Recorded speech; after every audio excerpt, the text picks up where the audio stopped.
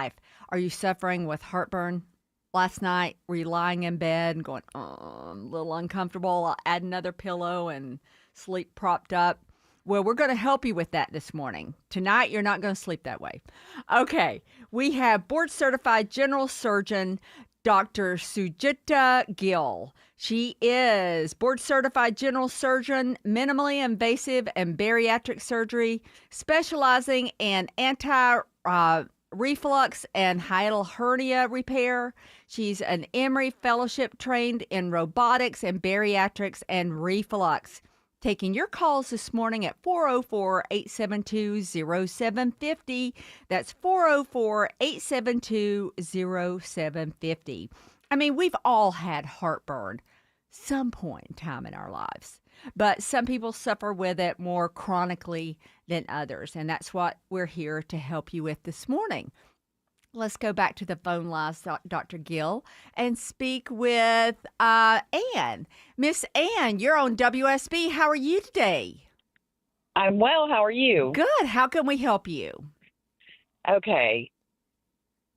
Over the years, I have had a couple of things that contribute to what I'm experiencing. During pregnancy, I did get a hernia. And prior to that, I had some food sensitivities. I've pretty much cut out seed oils, cut out any fried food that irritates my stomach.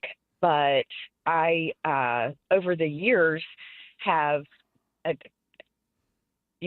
been tested for H. pylori, trying to get to the bottom of what's going on. But after eating certain foods, and really all throughout the day, I experience every time I eat or drink anything, just a constant burping. Oh. And so it's never been able, I've never been able to get to the bottom of it. A few years ago, I did have a surgery where they looked down my throat and said, you have some pretty bad reflux, but I just haven't ever been able to get it under control. I don't really like to take a lot of medicine because it usually ends up causing something else. Right. So I just have been trying to keep it under control with controlling what I eat. Okay, Dr. Gill, what would you advise for Miss Ann? Thanks for all of that background. I definitely think it's a conversation with you and your doctor. You certainly can make a consult with myself or one of my partners. Belching is great that you're controlling it with your diet. We'd always recommend a diet and lifestyle intervention as the first line to anything. And sometimes these things are chronic and need to be committed to long term. There are obviously other things that we can think about in terms of a workup. There's a lot of organs in your gut. You've got more than just an esophagus. You've got a stomach, and sometimes stomachs can make us belch for various reasons. Whether or not your hiatal hernia is contributing is something that we'd have to kind of investigate.